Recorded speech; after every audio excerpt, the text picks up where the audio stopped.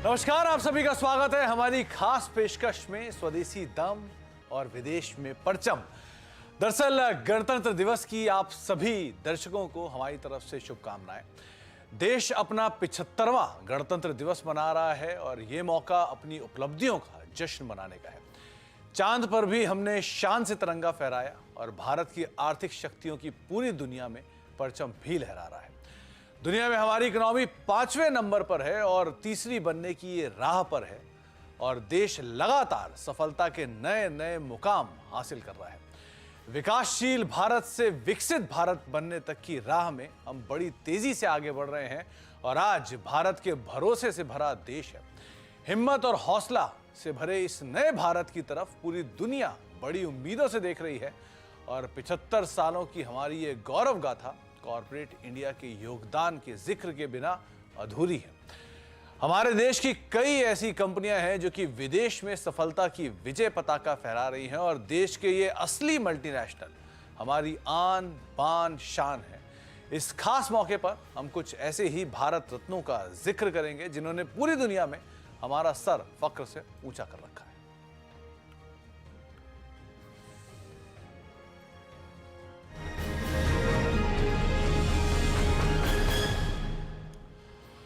तो इस खास मौके पर आज हम बातचीत करने के लिए हमारे साथ दो जानकार जुड़ रहे हैं। चोला सिक्योरिटीज के धर्मेश कांत और एयूएम कैपिटल के राजेश अग्रवाल हमारे साथ मौजूद हैं, जिनसे हम बातचीत करेंगे आज अपने इस खास पेशकश को लेकर, किस तरह से वो इस मौके पर कौन कौन से पिक्स ढूंढ के लाए हैं, कौन कौन से शेयरों पर हम बातचीत करने वाले हैं। आप दोनों को नमस्कार, आप दोनों का स्वागत है कार्यक्रम में। सबसे पहले तो राजेश सर, 75वां गणतंत्र दिवस हम मनाने जा रहे हैं और एक पिछले 4 साल या 5 साल में जो रफ्तार है अर्थव्यवस्था की हो, देश की हो या हर फील्ड में हो, स्पोर्ट्स की फील्ड हो, स्पेस की फील्ड हो या फिर कॉर्पोरेट वर्ल्ड की फील्ड हो, रफ्तार एकदम से मल्टीपल लेवल तेजी से आगे आ चुकी है। हर उसमें इंडिया को अब आप फॉरमोस्ट पोजीशंस पे देखेंगे। कैसे देख रहे हो? इकोनॉमी तो अच्छी कर ही रही है, हम पिछले साल हमारी मार्केट्स भी बढ़िया करके गई, 20-22% के आसपास का रिटर्न आया। रिसेंटली हम अमंग 4th लार्जेस्ट एक्सचेंज के तौर पे आते हुए दिखाई पड़ रहे हैं। सिचुएशन बहुत बदली है अर्थव्यवस्था की, भारतीय बाजारों में भी और ओवरऑल इकोनॉमी की भी। आप कैसे लीड कर रहे हो अभी सिचुएशन को? क्या कहोगे आप मार्केट्स को लेकर? गुड आफ्टरनून सुमित जी, धर्मेश जी। आपने सही कहा, 75वां साल और जिस रफ्तार से हम बढ़ रहे हैं पिछले कुछ सालों में, वो वाकई काबिले तारीफ है। हम सब भारतीयों के लिए एक बहुत फख्र की बात है। होता ये है सुमित जी कि जब गाड़ी स्टेशन से निकलती है ना, तो थोड़ी स्पीड कम रहती है और थोड़ी आगे जाने के बाद स्पीड बढ़ती जाती है। तो वही हाल है। शुरुआत में देश जब आजाद हुआ 75 साल पहले, कह लीजिए उस समय जो स्पीड थी और आप जो स्टेशन से निकली हुई गाड़ी अब बुलेट ट्रेन की तरह दौड़ रही है और मुझे नहीं लगता कि आने वाले दिनों में इसमें कोई दिक्कत आने वाली है, क्योंकि जिस तरीके से सरकार का रवैया है और ये जो राज्यों के इलेक्शन के बाद लगभग ये पूरी तरीके से तय हो चुका है, लगभग तय हो चुका है। मैं कहूँगा कि मौजूदा सरकार ही रिपीट होने वाली है, तो इससे इकोनॉमिक पॉलिसी वगैरह में कोई बड़े बदलाव की हमें लगता नहीं है कि कोई रुकावट आएगी और ये जो भारत का डंका है वो दुनिया में बनता रहेगा, बसता रहेगा। धर्मेश सर, बहुत सारे ट्रिगर्स कामकाज कर रहे हैं भारतीय अर्थव्यवस्था के लिए सो फार, जिसमें पहला एक तो हम ऑब्वियसली कंजम्पशन ड्रिवन स्टोरी है, बहुत सालों से हम इसी स्टोरी को प्ले कर रहे हैं। प्लस चाइना +1 की एक बड़ी थीम इंडिया के लिए कामकाज कर रही है। गवर्नमेंट स्टेबल हो चुकी है, एफआई का फ्लो लगातार बना हुआ है, ब्रिक्स में एक बढ़िया जगह पर हम मौजूद हैं। बाकी इकोनॉमी से कंपैरिजन में हमको स्टेबल गवर्नमेंट के तौर पे या स्टेबल इकोनॉमी के तौर पे देखा जाता है। सो फार टेलविंड बहुत स्ट्रांग है। तो ये टेलविंड क्या कंटिन्यू करेगा? आने वाले सिचुएशंस को देख के आप क्या रीड कर रहे हो?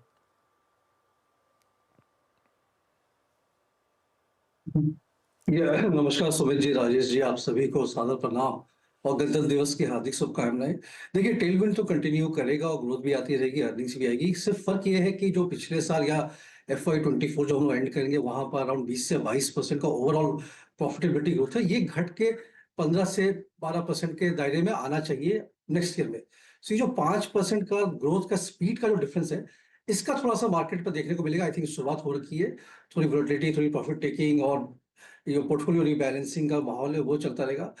बट अगर आप 5-10 साल और जिस तरीके से भविष्य को देख रहे हैं, वहां तो अनस्टॉपेबल इंडिया ही है। अभी तो ये शुरुआत हुई है और ये चलता ही रहेगा। बट मार्केट के लिहाज से मुझे लगता है आने वाला एक साल थोड़ा सा कठिन वाला साल है, थोड़ा नरमी का साल रहेगा। समय में एक अच्छी ग्रोथ की उम्मीद यहाँ पर लग भी रही है। तो आने वाले समय के लिए धर्मेश सर, क्योंकि सो फार जो सिचुएशन रही है इकोनॉमी की, उसमें एक बढ़िया पेस ऐड हुआ है। मतलब पिछले कुछ समय कंपैरिजन देखें और अभी के कंपैरिजन देखें, पेस बहुत तेज बढ़ा है। तो ये आने वाले टाइम के लिए पेस और ज़्यादा तेज होगा। जो अभी राजेश सर कह रहे थे कि पहला गियर दूसरा गियर स्लो रहता है, चौथे पांचवें के बाद स्मूथ हो जाती है गाड़ी, क्या ये गाड़ी और स्मूथ होने वाली है क्या? डेफिनेटली मे बी एक साल के बाद और स्मूथ हो जाएगी, बट बीच में कभी कभी सिग्नल्स आ जाते हैं जहाँ पर आपको रुकना पड़ता है। तो मुझे लगता है फर्स्ट सेकंड गियर तो क्रॉस कर गए, थर्ड गियर पे जाने का समय है। बट एक छोटा सा स्लो डाउन का अर्निंग्स ग्रोथ के हिसाब से समय आएगा। नेक्स्ट 2 क्वार्टर्स थोड़े से म्यूटेड रहने चाहिए, वहां पर आपको 12-15% ज्यादा का अर्निंग्स ग्रोथ मिलेगा नहीं। उसका असर हमें मार्केट पे भी देखने मिलेगा। उसमें भी 22-23 हजार के अपसाइड रेंज रहेंगे और नीचे में आप 19,500 से 20,000 पकड़ लो, निफ्टी की मैं बात कर रहा हूँ, वहां मार्केट अटका रहेगा। हाँ, बहरहाल जो अगर पहले कोई 100 रुपया कमा रहा था, फिर 120 कमा रहा है, और 120 से 130 की जर्नी तो होने वाली है। बट परसेंटेज में वो थोड़ी कम हो जाती है। 120 से 130 की जर्नी 100 से 120 की जर्नी के अगर आप कंपेयर करें, तो उसका इम्पैक्ट के हिसाब से अगर मैंने मार्केट डिकोड किया, इकोनॉमी के पर्सपेक्टिव से ग्रोथ की ट्रैजेक्टरी कायम है। और कंजम्पशन, जैसा आपने पहले हाईलाइट किया, कंजम्पशन और जो निश सेगमेंट्स हैं, वहां पर सबसे ज्यादा आई मीन ग्रोथ और तेजी मिलेगी आपको। तो इस बढ़ती रफ्तार में अब कुछ स्टॉक्स जिनका जिक्र हम हर बार करते ही हैं, जिनके ऊपर आपको बेट करना चाहिए, जहां जहां पर आप दांव लगा सकते हैं। तो अब शुरुआत राजेश सर से। राजेश सर, पहला नाम आपकी तरफ से, क्या लग रहा है आपको, कौन सा होना चाहिए? देखिए, शो का प्रमाइस है स्वदेशी दम विदेश में परचम। तो ऐसी कोई कंपनी अगर सबसे पहले दिमाग में आती है तो बजाज ऑटो। हम्म। बजाज ऑटो के लिए ये कहना उपयुक्त होगा कि born in India loved by the world. ये ऐसी कंपनी है। 18 मिलियन से ज्यादा मोटरसाइकिल 70 कंट्रीज में ऑलरेडी बेच चुकी है और नंबर 1 मोटरसाइकिल एक्सपोर्टर है। और 3 में से 2 बाइक्स जो भी बिकती है इंटरनेशनली, वो भारत बजाज के टैग के साथ बिकती है और दुनिया की सबसे बड़ी 3 व्हीलर एक्सपोर्टर कंपनी है। तो आप समझ सकते हैं कि विदेशों में किस तरीके का परचम इस कंपनी ने लहरा रखा है। डोमेस्टिक शेयर की बात करें तो करीब करीब 17% मार्केट शेयर है। डिमांड स्टेडी है। एक्सपोर्ट वॉल्यूम इस वक्त थोड़े से दबाव में है इजिप्ट वगैरह को लेके, लेकिन लगता है वो बॉटम आउट हो गए, आगे आने वाले दिनों में बढ़ते हुए नजर आएंगे। बहुत लेट एंट्री करी इलेक्ट्रिक व्हीकल्स में, बट बहुत शानदार करी, बहुत अच्छे से मार्केट ले रहे हैं। और अगर आप देखो तो डोमेस्टिक 3 व्हीलर स्पेस में भी अच्छी बढ़त बना रहे हैं। 5,000 यूनिट के आसपास की ट्रायम्फ की कैपेसिटी है, जो कि बहुत अच्छी तरीके से बाजार ने ली है और हेल्दी रिस्पॉन्स आया है उसको। बैलेंस शीट कैश रिच है। कल जो तिमाही नतीजे आए, बहुत शानदार नतीजे आए। मुझे लगता है ये उपयुक्त स्टॉक है इस बात के मद्देनजर कि विदेशों में भी परचम फैला रहा है और आपके पोर्टफोलियो में भी परचम फैलाएगा। साल भर में हमारा नजरिया है कि 8300 रुपए के टारगेट इसमें आ सकते हैं। तो हर 3 में से 2 गाड़ी एक्सपोर्ट करने वाला, दुनिया के करीब करीब 70 देशों में माल बेचने वाला हमारा बजाज, इसके ऊपर आप नजर रखेंगे 8300 रुपए के टारगेट्स के लिए। राय सर, कोई डिस्क्लेमर भी है क्या कि यूज किया कभी आपने? प्रिया, सॉरी, बजाज प्रिया भी यूज की हो या चेतक यूज की हो, ऐसा कोई डिस्क्लेमर भी है क्या? नहीं, शुरुआत में प्रिया थोड़ी दिनों थी, लेकिन मैं बता दूं, प्रिया बजाज ऑटो की सब्सिडियरी कह लीजिए महाराष्ट्र स्कूटर में आती थी, बजाज ऑटो में नहीं। हाँ, चलिए, तो डिस्क्लेमर भी है, वैसे तो सभी का ही होगा। धर्मेश सर मुस्कुरा रहे, उनका भी शायद रहा हो। ऑलमोस्ट हम सब ने ही एक ना एक बार ये स्कूटर चलाई जरूर होगी। धर्मेश सर, अब पहला नाम आपकी तरफ से। डिस्क्लेमर आप भी देना चाहो दे सकते हो बजाज का, ऐसा कोई दिक्कत नहीं है, लेकिन पहला नाम आपकी तरफ से। जी, मैंने दोनों चलाई है, प्रिया भी चलाई है, बजाज सुपर भी चलाया है। उनका कावासाकी की मोटरसाइकिल आती थी जो टाइप था, वो भी चलाया है। सो हम लोग जब बड़े हो रहे थे तो यही सब उस वक्त चलता था हाँ। और काफी मजा आता था चला के। वो एक समय अलग था, दौर अलग था। और इसी को आगे बढ़ाते हुए आई मीन स्वदेशी दम और विदेश में प्रचम जो है, इस कॉन्सेप्ट में अगर देखिए तो 92-93 में जो इंडिया का पूरा कॉन्सेप्ट चेंज हुआ और एक हम लोगों ने ओपन अप इकोनॉमी की और पूरा जो आपको बैलेंस ऑफ पेमेंट और फॉरेन एक्सचेंज रिजर्व का जहाँ प्रॉब्लम आता था, ये सब मुश्किलों से दूर करने में सबसे बड़ा योगदान जिस क्षेत्र का था, जो सेक्टर का था, वो आईटी क्षेत्र का था। और वहां पे टीसीएस जो है एक नाम है, जहां पे पिछले 20-22 साल में जिस तरीके से वेल्थ क्रिएट किया है, वो तो फिनोमिनल है ही। अभी 1-2 साल से थोड़ी सी थोड़ी सुस्ती छाई हुई है इस सेक्टर में, बट मुझे नहीं लगता है कि ये सुस्ती ज्यादा दिन टिकने वाली है। 2,40,000 करोड़ का साल का इनका आय होता है, 45,000 करोड़ का इनका प्रॉफिटेबिलिटी रहता है, 47-48% के आसपास का इनका रिटर्न ऑन इक्विटी है। सो एक बेहतरीन कंपनी, बेहतरीन मैनेजमेंट, मतलब टाटा ग्रुप की तो खैर 100 साल पुरानी हिस्ट्री है इंडिया में कंट्रीब्यूशन में, और इतना इम्पेकेबल कॉर्पोरेट गवर्नेंस शायद ही कहीं मिलता है। मुझे लगता है जिस तरीके से इन्होंने Q3 रिजल्ट के बाद जो मैनेजमेंट की कमेंट्री थी, उस हिसाब से आने वाले समय में थोड़ा सुधार होना चाहिए। Interest rate cycle peak out होगा तो उसका सीधा फायदा इनको मिलेगा। और ये थोड़ा डाइवर्सिफाइड है इनके बिजनेस सेगमेंट में, ये हर क्षेत्र में कार्यरत है। टीसीएस बीएफएसआई में बहुत ज्यादा वेटेज नहीं है कंपेयर टू से अगर आप इन्फोसिस की बात करें। और वैल्यूएशन के हिसाब से मुझे लगता है कि काफी सस्ते दाम पे अभी मिल रहा है। मार्केट में जो करेक्शन आ रहा है या स्टॉक प्राइस में जो करेक्शन है, इसका फायदा उठाएं, इसको एक्यूमुलेट करें। आने वाले समय में मुझे लगता है इनका margin improvement around 100 basis point होगा 1.5 से 2 साल की अवधि के हिसाब से। और प्रॉफिटेबिलिटी ग्रोथ जो इनका 12-13% का आईएनआर टर्म्स में कैगर रहा पिछले 10 साल का, उसमें ये वापस आ जाएंगे, बैक टू बेस रहेगा। और उस हिसाब से अगर आप देखिए 30-31 का इनका हायर सेट का मल्टीपल मिल सकता है पी के बेसिस पर। बट 26 के हिसाब से अगर एक साल फॉरवर्ड का पी मल्टीपल को डिस्काउंट पे तो 4200 का स्टॉक प्राइस टारगेट निकल के आता है। तो टीसीएस पे बाई करने की सलाह रहेगी, थोड़ा पेशेंस रखें, अच्छे रिवार्ड मिलेंगे इसमें। 4200 रुपए के टारगेट्स के लिए आप टीसीएस को देख सकते हैं। बायबैक का प्राइस जो है 4150 था दूसरे वाले का, उससे ऊपर के टारगेट धर्मेश सर को यहां पर इसमें दिखाई पड़ रहे हैं। राजेश सर, आपकी तरफ से अब दूसरा नाम पीसीबीएल का रहेगा सुमित जी। अगर आप देखो तो भारत की सबसे बड़ी और विश्व की 7वीं सबसे बड़ी कार्बन ब्लैक की कंपनी है, जो कि ग्लोबल मार्केट में एक स्ट्रॉन्ग प्लेयर है। और इनका कस्टमर बेस करीब करीब 50 से ज्यादा देशों में बना हुआ है। ऑटोमोबाइल स्पेस में जिस तरह की स्ट्रॉन्ग रिकवरी हुई और सब्सिक्वेंटली वो टायर स्पेस में भी होती हुई नजर आई, तो ये जो टायर स्पेस में रिकवरी हुई है, ये पीसीबीएल के लिए बहुत ही फायदेमंद साबित हुई। अब ये एक्सपोर्ट कंट्रीब्यूशन जो टोटल सेल्स में है, उसमें बहुत ज्यादा फोकस कर रहे हैं ताकि इनका एक्सपोर्ट्स का कारोबार बढ़ा जाए। और सबसे अच्छी बात है कि इनके जितने भी प्लांट्स हैं, उसमें सब में कैप्टिव पावर है, जिसके कारण से इनके एक तो मार्जिन्स में थोड़ा सा अच्छा बेनिफिट रहता है, और दूसरे जो एक्स्ट्रा पावर बचता है वो ग्रिड में भी भेज देते हैं। इस तिमाही के जो नतीजे आए बहुत शानदार आए। 21.5% के आसपास रेवेन्यू जंप था, 52% के आसपास बॉटम लाइन में जंप था, और 5.5 रुपए का इंटरम डिविडेंड इन्होंने अनाउंस कर रखा है। मुझे लगता है कि साल भर में ये स्टॉक 380-390 के टारगेट तक बिल्कुल जा सकता है। यहाँ खरीदारी की सलाह है। Philips Carbon Black Limited, PCBL, ये इसका शॉर्ट फॉर्म है। राय सर, कोलकाता कनेक्शन तो नहीं है ना? बिल्कुल है साहब, कोलकाता की कंपनी है तो एक थोड़ा सा सेंटिमेंटल कनेक्शन तो रहता ही है। लेकिन ये रिसेंटली एक बड़ा टाई अप कंपनी ने किया है ईवी स्पेस को लेकर भी, और वो माना जा रहा है कि कंपनी के लिए बड़ा गेम चेंजर हो सकता है, क्योंकि 3000 करोड़ रुपए के आसपास का केपेक्स वहां पर कर रही है कंपनी। 380 रुपए के टारगेट्स के लिए आप पीसीबीएल पर नजर रखिए। जब से वो टाई अप आया तब से स्टॉक के अंदर एक रफ्तार आते हुए दिखाई पड़ रही है। धर्मेश सर, दूसरा नाम आपकी तरफ से? तो भाई जी, फार्मा स्पेस से रहेगा। फार्मा स्टॉक्स में काफी ट्रैक्शन दिखने को मिला और नंबर्स भी अच्छे आए। जैसे प्लस और फार्मा की बात करें तो नंबर्स काफी सुधरते हुए नजर आए हैं। और मुझे लगता है इसमें एक जो है, जिसको शायद लोग नजरअंदाज हो गया या थोड़ी बहुत कठिनाई में था 4-6 महीना पहले, तो उसको लेके उसमें ट्रैक्शन नहीं आई थी, वो था डॉक्टर रेड्डीज लेबोरेटरीज। मुझे लगता है कि इनके जो मुश्किल के दिन थे वो ओवर हो गए। बेसिकली रशिया और यूक्रेन में इनकी काफी सप्लाईज होती है एक्टिव फार्मास्यूटिकल इंग्रेडिएंट्स की, और स्पेशलिटी इंटरमीडिएट्स जो जाती हैं केमिकल्स फार्मा की दवाइयां बनने में, वो उसके ये बहुत बड़े सप्लायर हैं। और कुछ जेनरिक मेडिसिन भी ये बनाते हैं।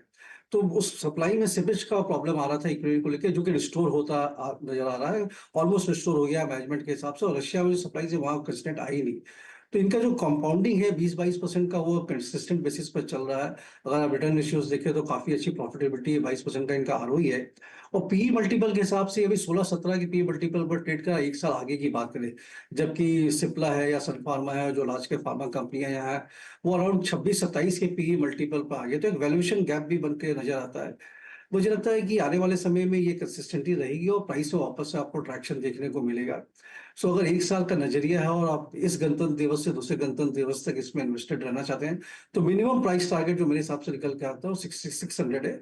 बट अर्निंग्स आएंगी और जिस तरह से इनके जो मार्जिन में इंप्रूवमेंट आ रहे हैं, 26-27% है, वो 29-30 पर जब जाता है तो रीरेटिंग की भी काफी बड़ी संभावना है इसको लेके। सो डॉक्टर रेड्डीज पर बाई करने की सलाह है 600 के टारगेट के लिए। तो डॉक्टर रेड्डीज करीब 6600 रुपए के टारगेट्स के लिए आप इसे देख सकते हैं। वैसे भी एक क्लास कंपनी है, फंडामेंटल वाइज भी और अदरवाइज भी एक स्ट्रॉन्ग पेडिग्री कंपनी, जिसके ऊपर आप नज़र रखेंगे। मल्टीनेशनल जाइंट, जिसको आप देख सकते हैं भारत की तरफ से आते हुए। एक ब्रेक का वक्त है, ब्रेक के बाद लौटेंगे। दो स्टॉक्स पे भी और चर्चा बाकी है। राजेश शर्मा साथ बने रहेंगे, धर्मेश शर्मा साथ बने रहेंगे, उनसे हम चर्चा करेंगे कुछ स्टॉक्स के ऊपर भी। और एक इंटरेस्टिंग स्टॉक राजेश सर के पास है, मतलब उसको देख के मैं भी सरप्राइज हुआ था, तो वो भी जरा जानते हैं राजेश सर से। छोटे से ब्रेक के उस तरफ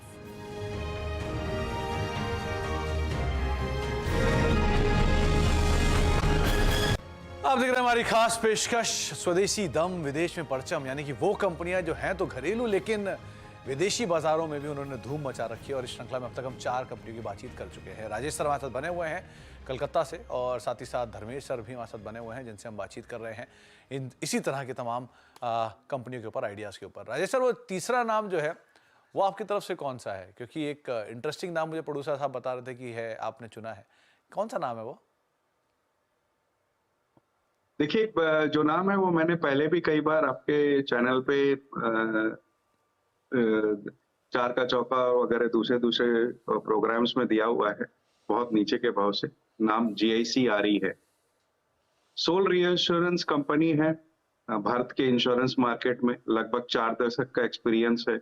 और सबसे बड़ी बात है, जो हमारा थीम है आज के शो का प्रमाइस है, विदेश में परचम, तो इस जी चलिए राजेश सर से शायद, हाँ राजेश सर, इस कंपनी ने करीब करीब 140 देशों में अपनी प्रेजेंस बना रखी है। भारत की बात की जाए तो 54 डायरेक्ट जनरल इंश्योरेंस और लाइफ इंश्योरेंस कंपनी को ये इंश्योरेंस प्रोवाइड करती है। अभी तक इनका जो घरेलू बाजार से बिजनेस आता है वो करीब 70% का है, जो कि कंपनी ये कोशिश कर रही है कि आगे आने वाले दिनों में 50-50 दोनों तरफ से, विदेशी बाजार और देसी बाजार से 50-50 आए। भारतीय बाजार में बहुत लगातार ग्रोथ बनी हुई है। और सबसे अच्छी बात है कि कंपनी का फोकस बैलेंस शीट स्ट्रेंथनिंग में, ऑपरेटिंग परफॉर्मेंस अच्छी करने में, और मुझे लगता है ये स्टॉक 400 के ऊपर जाता हुआ अगले 2-3 क्वार्टर्स में बिल्कुल दिखता है। तो इस वजह से यहाँ खरीदारी की सलाह है। सरप्राइज था ये कि ये कंपनी का कारोबार विदेशों तक फैला हुआ है। ये राजेश सर से आज सुनने सीखने को मिला। लेकिन 400 रुपये प्लस के टारगेट्स के लिए आप GIC-RE को देख सकते हैं। धर्मेश सर, तीसरा नाम आपकी तरफ से। जी, मार्केट के दिग्गज रिलायंस इंडस्ट्रीज पे बाई करने की सलाह रहेगी। देखिए, रिलायंस के Q3 के नतीजे इनलाइन सी थे और इनके जो चारों सेगमेंट है वो ठीक कर रहे हैं। रिफाइनिंग है, वो मुझे लगता है आने वाले 2-3 साल में ज्यादा प्रॉफिटेबिलिटी कंट्रीब्यूट नहीं कर पाएगा और इनका शेयर घटेगा इनफैक्ट प्रॉफिटेबिलिटी कंट्रीब्यूशन में, और 2-3% का डिग्रोथ मिल सकते हैं। But oil and gas segment है, वहां पर बहुत अच्छा ट्रैक्शन मिल रहा है। 15-16% के आसपास का कैगर मिलना चाहिए 2 साल के हिसाब से। जियो प्लेटफॉर्म्स में 20% का कैगर मिलना चाहिए, और जब 5G रोल आउट होता है तो वहां पर फिर इनके आरपूस भी आपको बढ़ते हुए नजर आएंगे, जो कि 180-185 है, ये 200 की तरफ जाना चाहिए 2 साल में। और रिटेल बिजनेस तो 12-13% के आसपास से ग्रो कर रहा है, वो 15% के आसपास से कैगर वहां भी मेंटेन होना चाहिए। ये 4 वर्टिकल कंट्रीब्यूट करेंगे। और बाद में रिलायंस एनर्जी का जो इनका कॉन्सेप्ट है, चाहे वो विंड के लिए कंपोनेंट्स बनाने का हो, विंड पावर जनरेशन जो होता है, फिर सोलर पावर में जो पैनल्स लगते हैं, फिर बैटरी स्टोरेज होता है, उनकी कंपोनेंट बनाएंगे। और हाइड्रोजन एनर्जी की बात कर रहे हैं तो उसमें भी कार्य चला, वर्किंग प्रोग्रेस है, बट वो उससे भी आने वाले समय में काफी अच्छा कंट्रीब्यूशन मिलना चाहिए। 75,000 करोड़ के आसपास पिछले साल की इनकी प्रॉफिटेबिलिटी थी। हम लोग का ये मानना है कि FY26 तक की 1,03,000 करोड़ के आसपास का प्रॉफिट आएगा। तो एसओटीपी सम ऑफ पार्ट्स, अलग अलग बिजनेस का अगर वैल्यूएशन निकाल के रखे तो अराउंड 3100 के आसपास का प्राइस टारगेट निकल के आता है। काफी दमदार कंपनी है, स्टेबल कंपनी है, मार्केट लीडर रहा है सदियों से और रहेगा आने वाले समय में, तो इसमें बाई करने की सलाह है। देश की सबसे बड़ी कंपनी रिलायंस इंडस्ट्रीज पे खरीदारी करके चलने की राय धर्मेश सर की तरफ से आ रही है 3100 रुपए के टारगेट्स के लिए। 6 स्टॉक से बातचीत हो चुकी है। शुरुआत करता हूं राजेश सर के 3 नामों पर, जहां पर उन्होंने पिक किया सबसे पहले देश की सबसे बड़ी 2 व्हीलर एक्सपोर्टर बजाज ऑटो को, फिर Philips Carbon Black, PCBL strong number, strong capex के बीच में, और इंश्योरेंस स्पेस से जीआईसी आरई, जिसको राजेश सर की तरफ से चुना गया है। इसके अलावा धर्मेश सर की तरफ से तीनों दिग्गज देश की अलग अलग क्षेत्र के, doctor Reddy's, pharma major, IT major TCS, और देश की सबसे बड़ी कंपनी रिलायंस इंडस्ट्रीज, जिसके ऊपर आप बेट कर सकते हैं। डायरेक्टर साहब, जाने से पहले जरा मुझे वो शॉट्स दिखाइए जो मार्च पास्ट रिहर्सल के और बाकी आ रहे हैं, तमाम शॉट्स जो है। राजेश सर, कभी गए हो क्या आप ये 26 जनवरी की परेड में?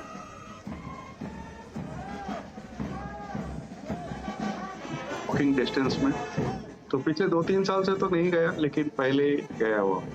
चलिए, एटलीस्ट आपने एक बार देखा है, क्योंकि ये देखने लायक चीज़ है। धर्मेश सर, आपने भी कभी अटेंड किया है क्या ये 26 जनवरी का परेड?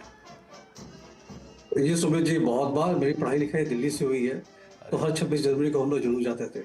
चलिए, बहुत ही बढ़िया। इनफैक्ट सबको ये रिक्वेस्ट करूँगा, कभी ना कभी आपको एक ना एक बार जाकर 26 जनवरी की परेड ज़रूर देखना चाहिए। बहुत ही शानदार मंजर होता है और बहुत ही शानदार चीज़ है जो आपको देखनी चाहिए, ज़रूर देखनी चाहिए। बहुत बहुत शुक्रिया धर्मेश सर आपका भी, बहुत बहुत शुक्रिया राजेश सर आपका भी। आप दोनों को ही गणतंत्र दिवस की बहुत बहुत शुभकामनाएं। और इसी नोट के साथ अब इस कार्यक्रम को यहीं समेटेंगे। एक ब्रेक का वक्त है और ब्रेक के उस पार भी खबरों का सिलसिला बना रहेगा।